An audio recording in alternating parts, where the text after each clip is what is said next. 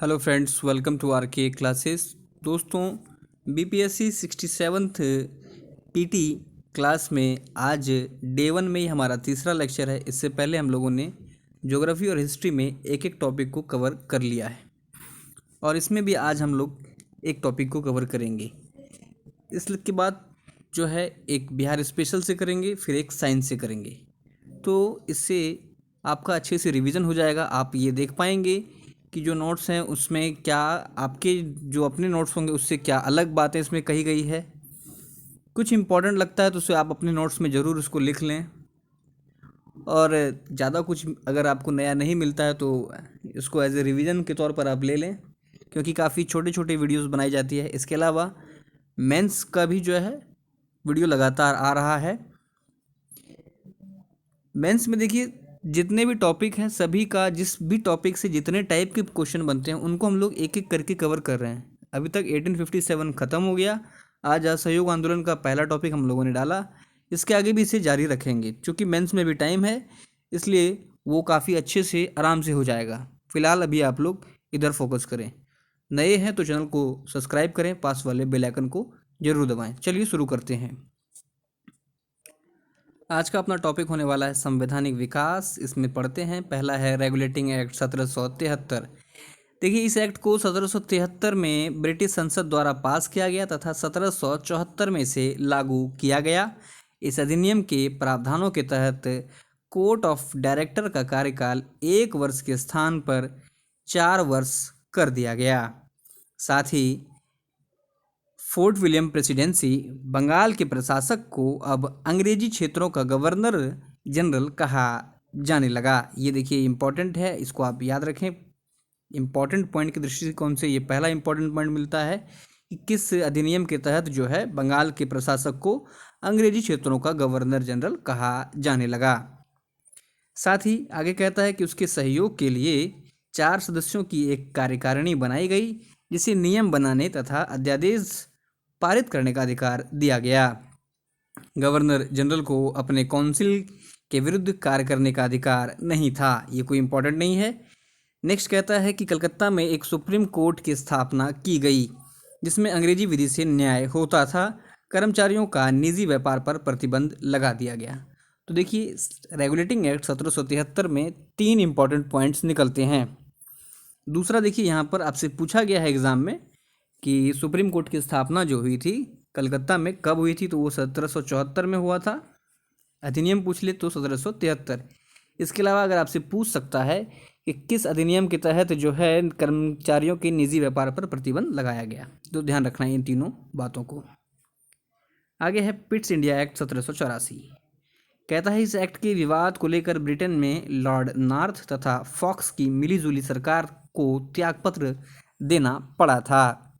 यह पहला और अंतिम अवसर था जब किसी भारतीय मामले पर ब्रिटिश सरकार गिर गई थी। आगे कहता है कि इस अधिनियम के मुख्य प्रावधानों की अगर बात करें तो द्वैध शासन की स्थापना, देखिए इंपॉर्टेंट आ गया यहाँ पर, द्वैध शासन की स्थापना, जिसमें कि व्यापारिक मामलों के लिए कोर्ट ऑफ डायरेक्टर्स और राजनीतिक मामलों के लिए बोर्ड ऑफ कंट्रोल। इंपॉर्टेंट है, इसको ध्यान में रखें, जो कि 1856 ईस्वी तक कायम रहा।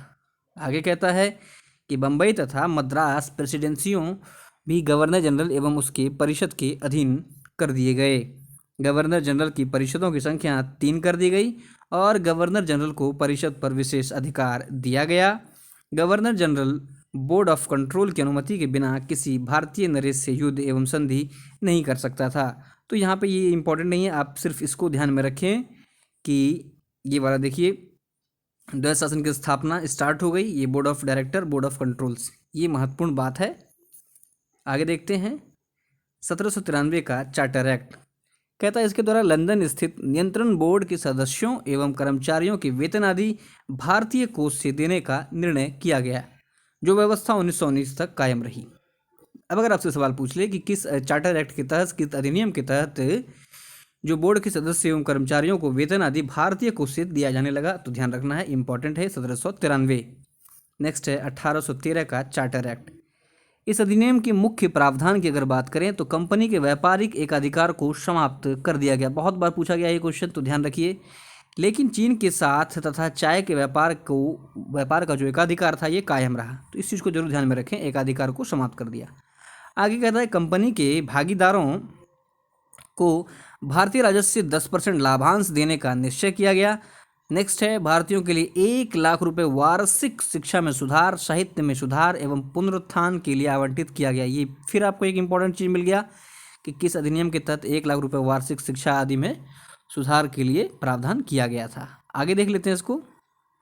इसी में कहता है कि पहली बार जो है अंग्रेजों की भारत पर संवैधानिक स्थिति स्पष्ट की गई। नेक्स्ट है 1833 चार्टर एक्ट। कहता है इस एक्ट पर औद्योगिक क्रांति, उदारवादी नीतियों का क्रियान्वयन तथा लेसेज फेयर के सिद्धांत की छाप थी। इसका मुख्य प्रावधान की अगर बात करें तो कंपनी का व्यापारिक एकाधिकार पूर्णतः समाप्त हो गया। तो ये भी ध्यान रखिए, पूर्णतः कब समाप्त हुआ। कंपनी के अब केवल राजनीतिक अधिकार ही रह गए थे। बंगाल का गवर्नर जनरल अब भारत का गवर्नर जनरल हो गया। ध्यान रखना है, ये इंपॉर्टेंट पॉइंट है, पूछ सकता है कि इस अधिनियम के तहत जो है बंगाल का गवर्नर जनरल भारत का गवर्नर जनरल हो गया। नेक्स्ट है भारतीय कानूनों को संचित, लिपिबद्ध तथा सुधारने के उद्देश्य से एक विधि आयोग का गठन किया गया। लॉर्ड मैकाले इसके अध्यक्ष थे। कहता है नियुक्ति के लिए योग्यता संबंधी मापदंड को अपनाकर भेदभाव को समाप्त कर दिया गया। ये भी इंपॉर्टेंट, इस चीज़ को आप ध्यान रखें। ठीक है, विधि आयोग ध्यान में रखना है किस अधिनियम के तहत। बंगाल का गवर्नर जनरल भारत का गवर्नर जनरल किस अधिनियम के तहत हो गया, विधि आयोग की स्थापना।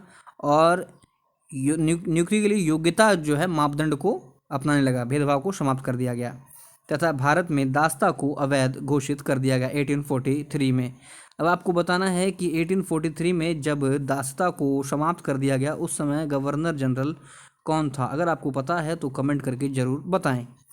अगला अधिनियम देखते हैं 1853 का चार्टर एक्ट।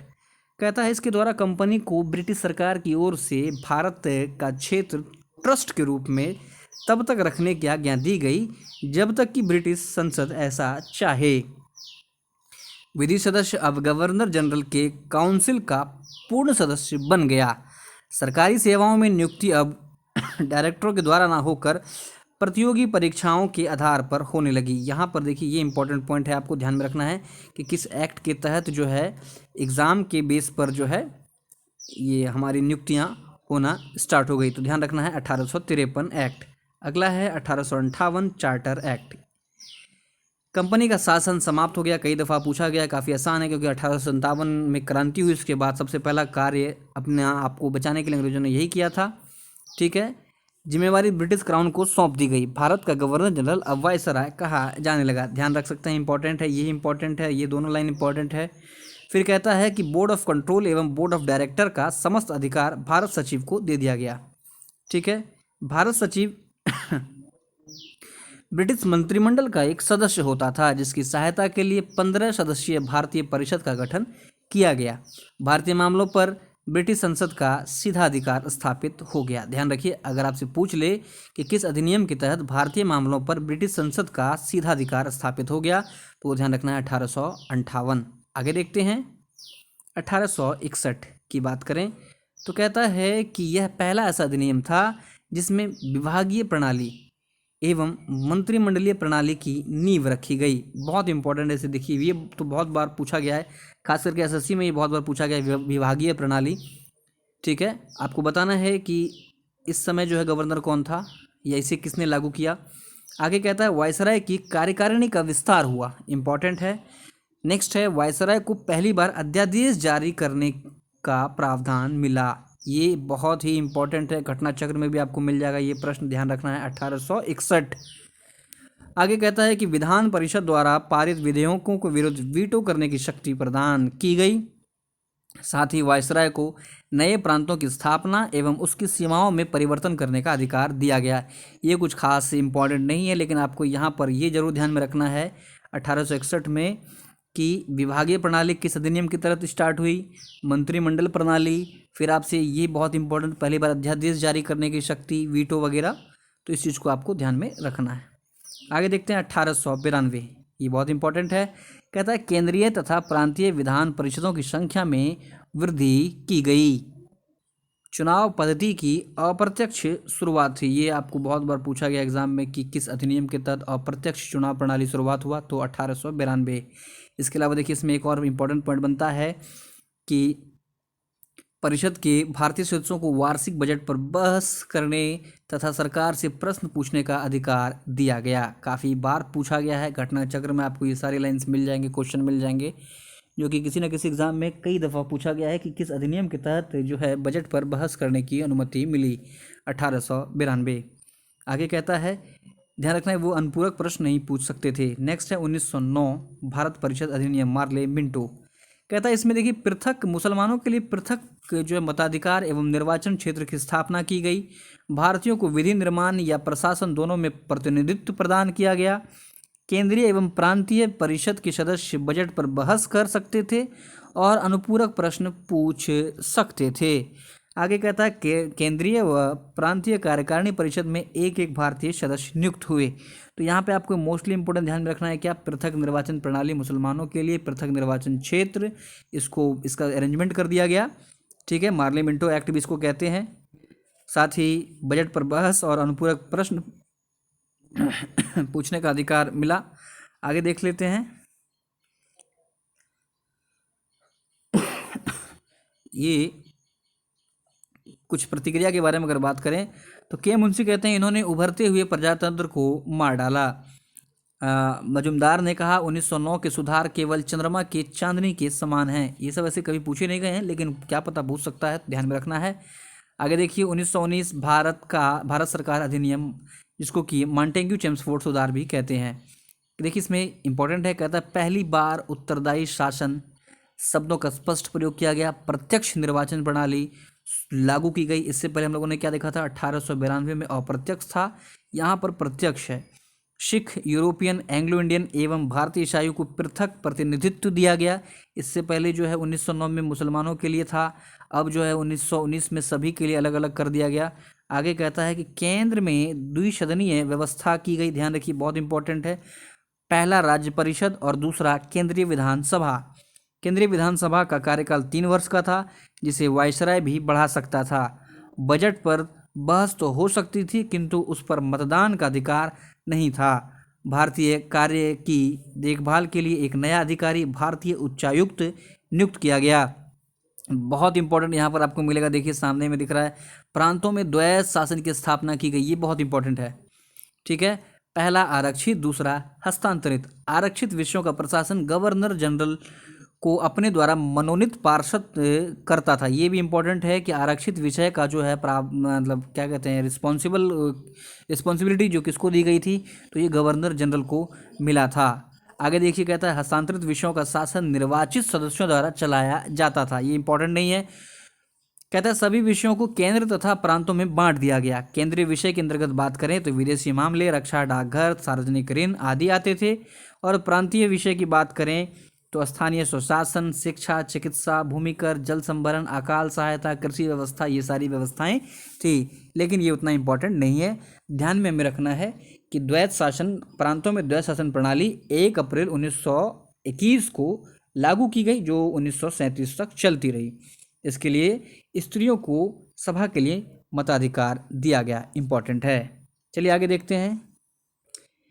देखिए आगे कहता है कि कांग्रेस ने इस एक्ट को निराशाजनक एवं असंतोषप्रद कहा था। ठीक है, नेक्स्ट है अपना भारत सरकार अधिनियम 1935। ये इम्पोर्टेंट है। कहता है इसे 3 जुलाई 1936 को लागू किया गया। वैसे पूर्ण रूप से चुनाव के बाद अप्रैल 1937 से यह लागू हुआ, तो ये कोई खास बात नहीं है कब लागू हुआ। आगे देखिए कहता है इस अधिनियम में कुल 321 अनुच्छेद व 10 अनुसूचियाँ थी। ये इंपॉर्टेंट है क्योंकि ये पूछा भी गया है। कहता है इसकी तरह सर्वप्रथम संघीय शासन प्रणाली का प्रारंभ किया गया। मोस्ट इंपॉर्टेंट लाइन, इस अधिनियम के तहत सर्वप्रथम संघीय शासन प्रणाली का प्रारंभ किया गया तो 1935। ध्यान रखिए घटना चक्र में सारा चीज़ आपको मिल जाएगा। आगे कहता है इस संघ में 11 ब्रिटिश प्रांत, 6 चीफ कमिश्नरी के क्षेत्र एवं देशी रियासतों जो थे उनमें स्वेच्छा से शामिल होना चाहती थी, शामिल थे। ये कोई ऐसे नहीं है, इंपॉर्टेंट नहीं है। फिर भी आगे देखते हैं क्या कहता है। इसके द्वारा प्रांतों में द्वैध शासन व्यवस्था को समाप्त कर दिया गया। दूसरा इंपॉर्टेंट लाइन, इस अधिनियम के तहत प्रांतों में द्वैध शासन प्रणाली को समाप्त कर दिया गया। और केंद्र में द्वैत शासन की व्यवस्था को अपनाया गया। तो अधिनियम है 1935। कहता है संघीय विषय को दो भागों में संरक्षित एवं हस्तांतरित में विभाजित किया गया। संरक्षित विषय का प्रशासन गवर्नर जनरल कुछ पार्षदों की सहायता से करता था जो संघीय व्यवस्थापिका के प्रति उत्तरदायी नहीं थे, और हस्तांतरित विषयों का प्रशासन मंत्रियों को सौंपा गया था। मंत्री विधानमंडल के सदस्यों में से चुने जाते थे तथा उसके प्रति उत्तरदायी होते थे। ये सब तो नॉर्मल बात है, लेकिन ध्यान रखना है कि प्रांत से द्वैत शासन को समाप्त करके केंद्र में स्टेब्लिश कर दिया गया 1935। आगे देखिए और क्या किया। इसके द्वारा 6 प्रांतों में द्विसदनीय तथा 5 प्रांतों में एक सदनीय विधानमंडल की व्यवस्था की गई।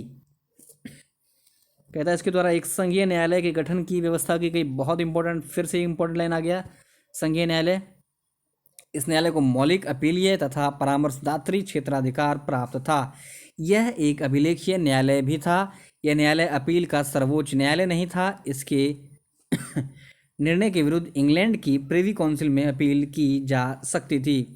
नेक्स्ट कहता है संघीय विषय की केंद्रीय सूची में 59 विषय, प्रांतीय में 54, संवर्ती में 36। अब आपको बताना है कि वर्तमान में जो अपना 3 सूची है, ये इसमें सेंटर में, स्टेट में और कंकरेंट लिस्ट में कितने कितने विषय हैं, ये आपको कमेंट करके बताना है। साथ ही आपको यह बताना है कि इन लिस्ट, ये जो लिस्ट है, इसका प्रावधान कहाँ से लिया गया है। चलिए, कहता है आगे कि रिजर्व बैंक ऑफ इंडिया की स्थापना की गई। आरबीआई हम लोग जानते हैं। नेक्स्ट है, यह नया संविधान अनम्य था। इसमें संशोधन करने का अधिकार केवल अंग्रेजी संसद को ही था। भारत राज्य सचिव की परिषद समाप्त कर दी गई। संघीय रेलवे प्राधिकरण की स्थापना की गई। सांप्रदायिक निर्वाचन को और बढ़ाकर इसे हरिजन तक विस्तृत किया गया। तो ध्यान रखें 1909 में किसे दिया गया था, मुसलमानों को। फिर 1919 में कैसे एंग्लो इंडियन, पंजाब, सिख सबको दिया गया। इसमें जो एक कदम और बढ़ा करके हरिजन तक इसे विस्तृत किया गया। बात करें प्रतिक्रिया की, तो पंडित जवाहरलाल नेहरू ने 1935 के अधिनियम को अनैच्छिक, अप्रजातंत्रीय और अराष्ट्रवादी संविधान की संज्ञा दी थी। आगे देखते हैं। देखिए, मोहम्मद अली जिन्ना ने इसे पूर्णतः सड़ा हुआ, मूल रूप से बुरा और बिल्कुल अस्वीकृत बतलाया। जवाहरलाल नेहरू ने इसे अनेक ब्रेक वाली परंतु इंजन रहित मशीन की संज्ञा दी। बहुत इंपॉर्टेंट है ये। नेक्स्ट कहता है जवाहरलाल नेहरू ने इसे दास्ता का नया चार्टर कहा। ये भी इंपॉर्टेंट है, गुलामी का अधिकार पत्र या दास्ता का नया चार्टर। आगे है, मदन मालवीय ने इसे बाह्य रूप से जनतंत्रवादी एवं अंदर से खोखला कहा। तो 1935 तक हम लोगों ने देखा। अगला जो लेक्चर होगा उसमें हम लोग 47 और संविधान सभा के बारे में बात करेंगे। उम्मीद है आपका ये अच्छे से रिवीजन हुआ होगा। वीडियो अच्छा लगा तो इसे लाइक और शेयर जरूर करें। मिलते हैं अगले लेक्चर में। धन्यवाद।